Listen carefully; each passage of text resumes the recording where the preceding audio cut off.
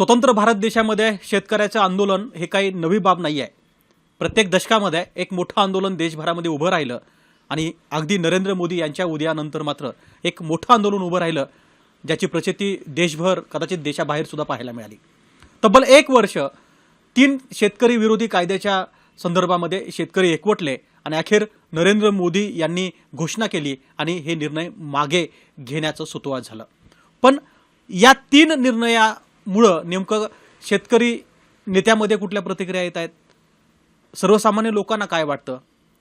2 प्रकारचे लोक या सगळ्या आंदोलनाच्या दरम्यान जोडले गेले होते. एक तर या कायद्याचे समर्थन करणारे आणि दुसरे या कायद्याला विरोध करणारे. पण हा कायदा रद्द झाला म्हणजे नेमकं काय झालं या संदर्भात बोलण्यासाठी माझ्यासोबत आहेत अमर हबीब, खतर किसान पुत्र अभियानाचे प्रणेते, शेतकरी चळवळीचे अभ्यासक आणि ज्येष्ठ पत्रकार म्हणून अमर हबीब यांनी मागच्या अनेक दशकापासून या शेतकऱ्यांच्या संदर्भामध्ये काम केलेलं आहे.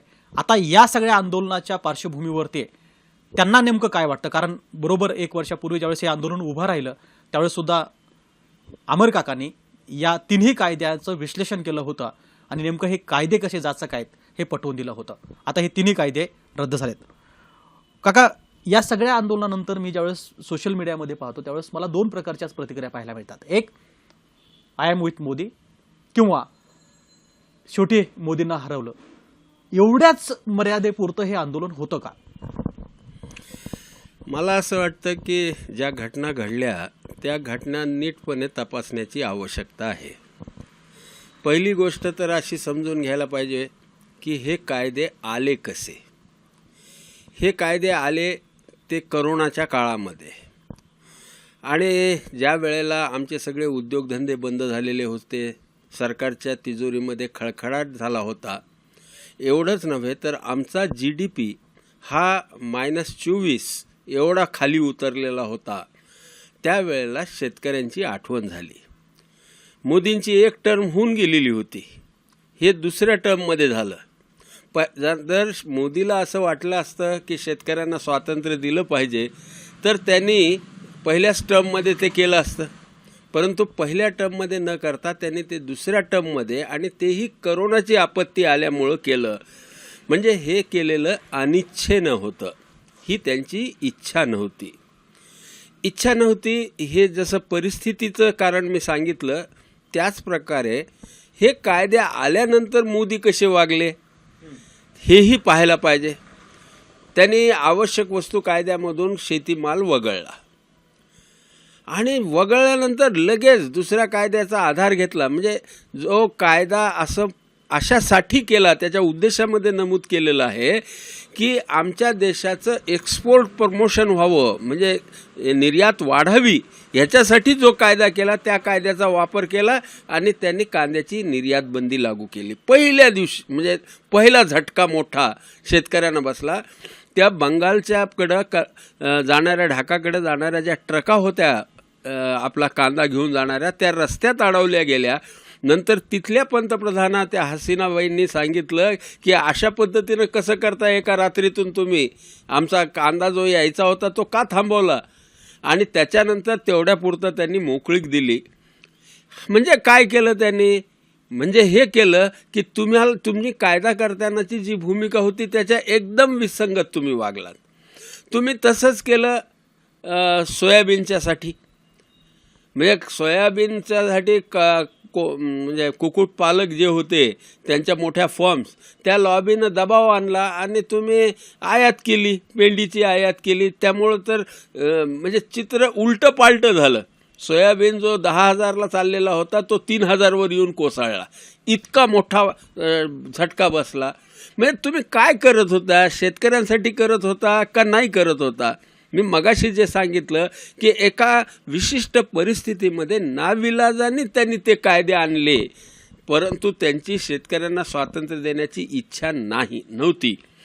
3रं उदाहरण आहे डाळीचं. डाळीची आयात केली.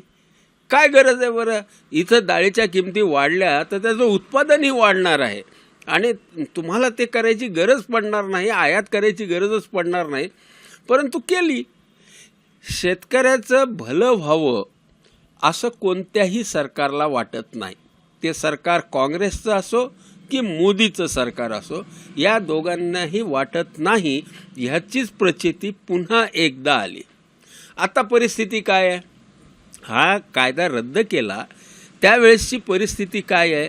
दोन गोष्टी समजून घ्यायला पाहिजे. बोलणारे एकच गोष्ट बोलतात, खऱ्या दोन गोष्टी आहेत.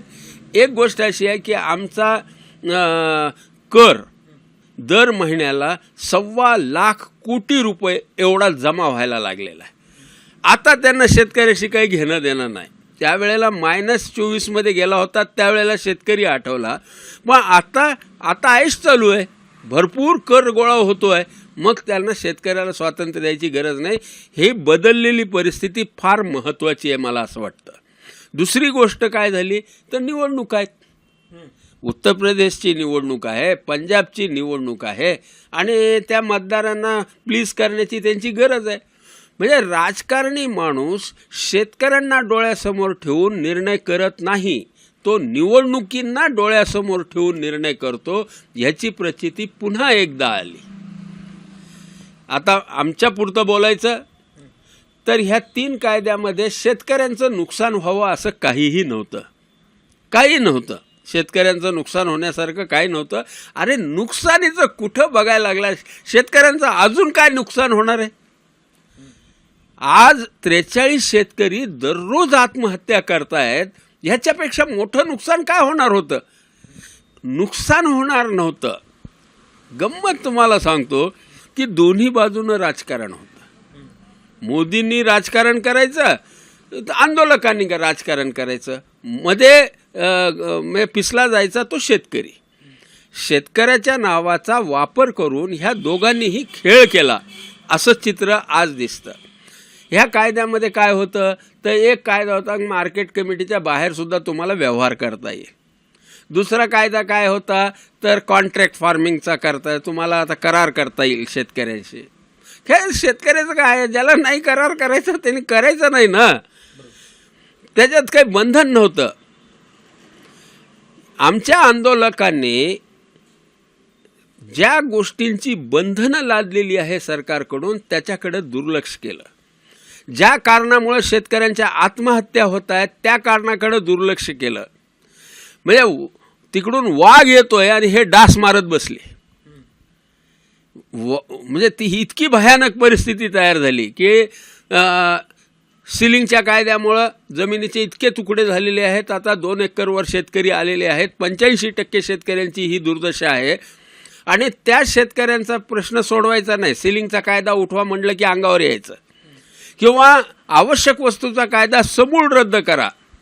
विकसित कुठल्याही देशामध्ये अशा प्रकारचा कायदा नाही आहे. हां, मी हे समजू शकतो की सैन्याला लागतं, हे समजू शकतो की इमर्जन्सी असू शकते. त्यावेळेला या देशातले लोक तयार आहेत. हो, सैन्याला लागेल तेव्हा शेतकरी तर भरभरून देणार आहे. तुम्ही कशाला? कारण आमची मुलं तिथं सरहद्दीवर आहेत, त्यांची काळजी सरकारपेक्षा आम्हाला जास्त आहे.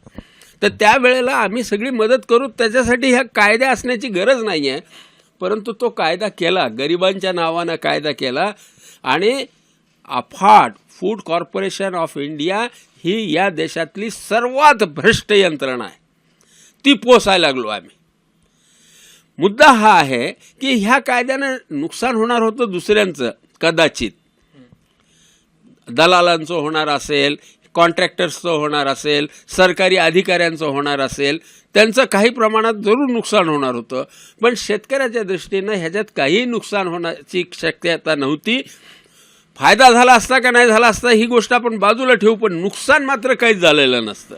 म्हणून आम्ही शब्द जपून वापरला होता सुरुवातीला की या कायद्यांच्या विरोधात आम्ही नाही आहोत.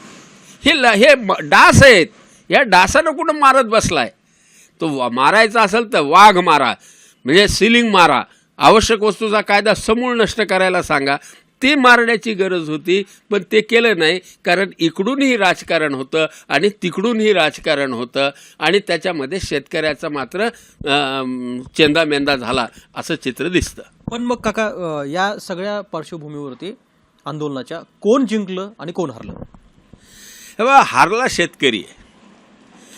एक ह्याच्यासाठी पार्श्वभूमी समजून घ्या की त्या काळात सुद्धा बरं का 90च्या काळामध्ये 80-90च्या काळामध्ये सरकार असंच डब घ्यायला आलेलं होतं. आपल्याला आपलं सोनं गहाण ठेवावं लागलं होतं आणि नाणेनिधी आणि वर्ल्ड बँकेकडून आपल्याला कर्ज घ्यायचं होतं. त्यावेळेस त्यांनी सांगितलं की तुम्ही कर्ज परत कसं करणार, तुम्ही लिबरलायझेशन केलं तरच तुम्ही परत करू शकता, म्हणून आम्हाला लिबरलायझेशन आम्ही स्वीकारलं. ते सुद्धा अनिच्छेनं स्वीकारलेलं होतं. हां, मनमोहन सिंग होते, नरसिंह राव होते त्यावेळेला, त्यांनी ते स्वीकारलं. परंतु उदारीकरण जे काय आलं किंवा खुलीकरण जे आलं ते केवळ शहरामध्ये काही प्रमाणात आलं. तुम्ही बघा की 80च्या नंतरच शहरी भागामध्ये स्थलांतर मोठ्या प्रमाणात आपल्या देशात झालं, कारण तिथं थोडंसं दार किलकिलं झालं, उघडलं, उदारीकरण तिथं आलं शहरामध्ये, म्हणजे इंडियामध्ये आलं. भारतामध्ये मात्र उदारीकरण अजिबात आला नाही. त्याचं प्रमाण हे आहे. काय आहे खुलीकरण म्हणजे शेवटी काय असतं, सरकारी निर्बंध कमी करणं म्हणजे खुलीकरण करणं. इथं तर तुम्ही किती जमीन बाळगायची, किती होल्डिंग तुमचं असलं पाहिजे, किती माल कुठं विकायचा, सगळी बंधनं ना, किती किमतीत विकायचा, सगळी बंधनं टाकलेली. ती ही बंधनं मात्र सरकारनं अजिबात उठवलेली नाही. 80पासून आत्तापर्यंत 2020ला हा कायदा आला. 2020ला आल्यानंतर आम्हाला असं वाटलं की दार थोडंसं किलकिलं होतं आहे. ह्या कायद्याने खुलीकरण पूर्ण आलं आहे असं आम्ही नाही मानत, कारण मी असं मानतो की सीलिंग, आवश्यक वस्तू हे कायदे मुळातून ज्या वेळेस रद्द होतील त्यावेळेसच खऱ्या अर्थानं हे उठलेलं असेल. परंतु दुर्दैवाची गोष्ट अशी की या जे काही दार किलकिलं होत होतं, तुम्हाला सांगतो की वामन आणि बळीराजाची कथा प्रसिद्ध आहे. सरकार म्हणजे वामन असतं, त्याचा पाय सतत असा वर असतो. आणि दुर्दैवाची गोष्ट की आमचे शेतकरी नेते आपलं मस्तक त्याच्या समोर नेऊन ठेवलं त्यांनी. हे तर पाय टाकणारच हो. मोदी काय हरिश्चंद्र आहे का? तो नाही आहे, तो वामनच आहे, कारण ते सरकार आहे. सरकार शेतकऱ्यांशी दया माया करत नसतं. ते काँग्रेसचा असो, BJPचा असो, कम्युनिस्टांचा असो, आणखीन कुणाचा असो, सरकार हे वामनाचं रूप असतं. त्याचा पाय असा वर असतो आणि आपण आपलं मस्तक त्याच्या खाली देता कामा नये असं बळीराजाने विचार करायला पाहिजे. परंतु आमचे सगळे नेते स्वतःहून गेले की बाबा हे दार खुलं करू नका, आमच्या डोक्यावर मस्तकावर पाय ठेव आणि गाड पाताडा. कायदे केल्यानं आत्महत्या थांबल्या नाहीत, कायदे न केल्याने आत्महत्या थांबतील अशी शक्यता नाही. हा कायदा त्यासाठी इरिलेव्हंटच आहे. ते रद्द करणंही इरिलेव्हंट आहे आणि ते लागू करणंही पुरेसं नाही. सुरुवात म्हणून त्याच्याकडे बघता येईल, परंतु ते पुरेसे नाही. पुरेसं काय आहे तर सीलिंग, आवश्यक वस्तू हे जे जीवघेणे कायदे आहेत ते जीवघेणे कायदे रद्द करणं आमच्यासाठी ह्या गोष्टीचा दुहेरी दुष्परिणाम आहे. आंदोलन सुरू झाल्यानंतर शेतकरी विरोधी कायदे ही जी टर्म आम्ही वापरायला सुरुवात केली ती टर्म हायजॅक झाली आणि दुसरेच कायदे शेतकरी विरोधी म्हणून दाखवायला लागले. म्हणजे आंदोलनाने एका अर्थानं आम्हाला मागे फेकलं. दुसऱ्या बाजूला सरकारनं हे निर्णय मागे घेतल्यामुळं म्हणजे ज्याला मोठा योद्धा समजत होते तो पळपुटा निघाला असं म्हणण्याची पाळी आलेली आहे. सरकारचं बहुमत होतं, सरकार करू शकलं असतं, परंतु सरकारला निवडणुका जिंकायच्या आहेत, शेतकऱ्यांचं भलं करायचं नाही, ही गोष्ट शिक्कामोर्तब झाली. म्हणून आम्हाला दुसरा परिणाम हा झाला, दुष्परिणाम, की सरकार करून सुद्धा जे थोडंसं दार किलकिलं होत होतं ते सुद्धा बंद करण्यात आलं आणि शेतकरी मात्र हाताश झाला. ह्या सगळ्या प्रक्रियेमध्ये मला स्वतःला वाटतं शेतकरी हरला आणि राजकारण जिंकलं. पण काका, मला जो प्रश्न पडलाय तो याच्या पुढे जाऊन असा आहे की ज्यावेळेस हे आंदोलन उभा टाकलं त्यावेळेस दोन प्रकारचे मतप्रवाह देशामध्ये तयार झाले. अगदी म्हणजे गल्लीबोळात उभा राहिलेले आंदोलनाकडं त्याच दृष्टीनं पाहू लागले सगळे लोक. आणि आता ज्यावेळेस हे आंदोलन मिटल्याची घोषणा होणार आहे किंवा निर्णय मागे घेतले त्यानंतर एक साधं उदाहरण म्हणून तुम्हाला सांगतो की महाराष्ट्रामध्ये ST चालकांचं आंदोलन चालू आहे. आता आंदोलकांमध्ये ताकद वाढली का? कारण त्याचं परसेप्शन होताना दिसत आहे की नरेंद्र मोदी यांच्यासमोर ज्यावेळेस शेतकरी 1 वर्ष आंदोलन करत होते, अनेक वेळा ते हिंसक बनलं असेल, पण शेवटी निर्णय मागे घ्यायला शेतकऱ्यांनी भाग पाडलं, त्यामुळं या निर्णयामुळं आंदोलकांचं बळ वाढतंय का? नाही, हे दरवेळेला होतंय बरं का, की ह्यांचा पोपटाचा जीव जो आहे ना तो निवडणुकीत आहे. निवडणुकीवर परिणाम करणारं आंदोलन जर तुम्ही उभं केलं तर सरकार मागं घेणारच आहे, कारण त्यांना सत्तेत राहायचं आहे, त्यांना तुमचे प्रश्न सोडवायचे असं नाही. तर पण छोट्या मोठ्या आंदोलनाने सरकारवर परिणाम होण्या एवढं मतदानावर परिणाम होईल अशी शक्यता नाही. गंमत हीच आहे बरं का, सत्याची बाजू दुबळी राहते, त्यामुळं सत्याचा आग्रह धरून आंदोलनं करणारे लोकांची पिछाडीच होते, त्यांचा परिणाम मतदानावर होत नाही. असत्याचा आधार घेऊन जे लोक आंदोलनाला उभं राहतात त्यांचा परिणाम होतो. हे दिसलंय अनेक ठिकाणी. म्हणजे अगदी मनमोहन सिंगच्या विरोधामध्ये जी काही आंदोलनं, अण्णांचं आंदोलन किंवा आणखीन काही आंदोलन, तिथं सुद्धा असत्याचाच आधार घेतलेला होता. आणि आता ह्या कायद्यांच्या बाबतीमध्ये सुद्धा असत्यच प्रचारात आणलेलं होतं. तर असत्याचं कसं आहे माहिती आहे का, काँग्रेसचं गवत लवकर वाढतं हो, त्याच्यासाठी पाणी देण्याची गरज पडत नाही. असत्याचं असं आहे, सत्य म्हणजे चांगलं झाड, सकस झाड, फळ देणारं झाड, त्याला पाणी टाकावं लागतं, नाही तर मरून जातं. तर ते त्या वेगानं वाढत नाही. तशीच पद्धती आहे की हे जे आंदोलनं आहेत ना, ह्या आंदोलनाचा उत्तर प्रदेश आणि पंजाबवर परिणाम नव्हता तोपर्यंत सरकार त्यांच्याकडे दुर्लक्ष करत होतं. आता निवडणुका समोर आल्या की सरकार नमलेलं आहे. ही राजकीय यश आहे, हे मी असं नाही म्हणत त्याला, पण अशी आंदोलनांचा परिणाम होतो. त्याच्यामुळं प्रत्येक सत्य बोलणाऱ्यांच्या आंदोलनाला त्याच्यामुळं बळ मिळेल अशी शक्यता नाही आहे. उलट माझ्यासारख्या कार्यकर्त्याला तर असं वाटतं की आपण पिछाडीवर गेलेलो आहोत, कारण आपल्याकडं सत्य आहे आणि सत्याचा असलेला जो प्रतिसाद आहे तो कमी कमी होत गेलेला आहे. परंतु माझी एक श्रद्धा आहे ती अशी की सत्य मरत नसतं. सत्य आज नाही उद्या त्या लोकांना हे कायदे, सीलिंग, आवश्यक वस्तू अधिग्रहण ह्यासारखे कायदे रद्द करण्यावर यावंच लागणार आहे. एक पाऊल मागं पडलं असलं तरीही पुढं जाताना येणार आहे. फक्त दुर्दैव ह्या गोष्टीचं आहे की याच्यासाठी जितके दिवस लांबणीवर पडतील तितक्या आत्महत्या होत राहणार आहेत. गंमत दुर्दैव हे आहे की आंदोलकांनाही या आत्महत्यांचा, ज्या रोज 43 होत आहेत, त्याचा विषाद नाही आहे. 3-3, 4-4 लाख लोक मेले, शेतकऱ्यांनी आत्महत्या केल्या, त्याच्यावर नाही 700, 300, 250 ह्या गोष्टीचा आकडा सांगतात, पण 3.5 लाखाचा आकडा सांगत नाहीत. याचं मला मोठं आश्चर्य वाटतं की या ज्या कायद्यांमुळे हे झालं, त्या कायद्यांना का नाही बोलत. त्याचं एक सैद्धांतिक भाग आहे. सैद्धांतिक भाग असा आहे की सरकारीकरणामध्ये शेतकऱ्यांचं भलं आहे का सरकारीकरण कमी केल्याने भलं आहे, याच्याबद्दल कुणाचं एकमत नाही आहे. दोन बाजू वेगळ्या आहेत. या माझ्यासारख्याला असं वाटतं की सरकारची नियंत्रणं जेवढी कमी होतील तेवढं शेतकऱ्यांचं चांगलं दिवस येण्याची शक्यता आहे. परंतु ह्या लोकांना असं वाटतं की जास्तीत जास्त सरकारीकरण करा म्हणजे शेतकऱ्यांचं भलं होईल. हा सिद्धांताचा भाग आहे. आंदोलक असो की सरकार, मोदी असो की टिकैत, या दोघांचं एकमत ह्याच्यावर आहे की सरकार शेतकऱ्यांचं भलं करणार आहे. आणि ह्याच्यापेक्षा आमची भूमिका वेगळी आहे. आम्हाला असं वाटतं की शेतकऱ्यांना जास्तीत जास्त स्वातंत्र्य द्या, सगळ्या समाजाला जास्तीत जास्त स्वातंत्र्य द्या आणि बघा मग देश कसा विकास करतो. अमेरिकेसारख्या देशाची उदाहरणं आपल्यासमोर आहेत की तिथं निर्बंध नाहीत म्हणून ते जगावर राज्य करू शकतात. म्हणजे एवढी मोठी ताकद त्यांची तयार होऊ शकते. आमच्या देशामध्ये तर इतकं छान हवामान. अरे आमच्या प्रधानमंत्र्याला त्या पळून आरसेप म्हणून जिथं करार होणार होता तिथून यावं लागलं सही न करता. 2 एकरचा शेतकरी कसं आम्ही जागतिक स्पर्धेमध्ये जाऊ. म्हणजे इतकं चांगलं हवामान, इतक्या नद्या, इतकी विविध प्रकारच्या जमिनी, इतकी पिकं, हे सगळं आमचं वैभव आहे. या वैभवाला जगाच्या मार्केटमध्ये स्थान काय आहे? नगण्य. तर हे नगण्य स्थान का झालं तर तुम्ही हे अशी बंधनं शेतकऱ्यावर टाकून ठेवलेली आहेत.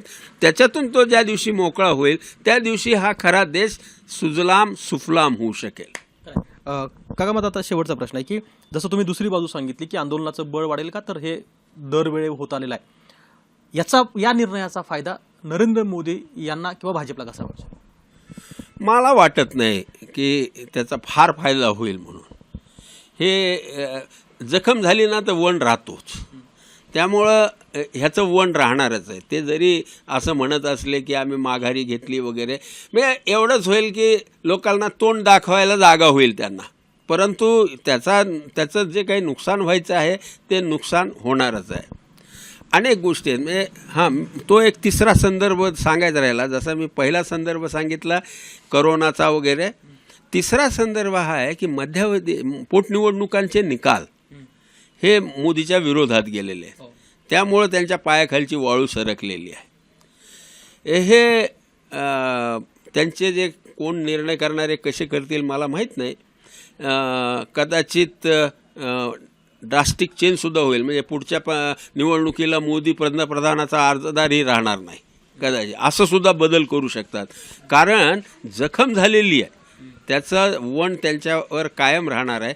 ते खंबीर राहिले असते ना तर कदाचित त्यांना पंतप्रधान बदलण्याची गरज पडणार नाही. किंवा हा नेता आहे, खंबीर आहे, लढतो, करतो लोकांना. ह्या लोकांनी काय केलं नाही हो. एक तर काय BJP वाल्यांना शेतकऱ्याचं काही कळत नाही, कायदे आणले शेतकऱ्याचे. आता हे लोकाला जाऊन कसे सांगावे, ह्यांना काही माहीतच नाही ना. किंवा 80मध्ये असं झालेलं होतं, आता 80मध्ये असं झालं होतं, हे ह्या कोण्या तोंडाने BJP वाल्यांनी सांगावं.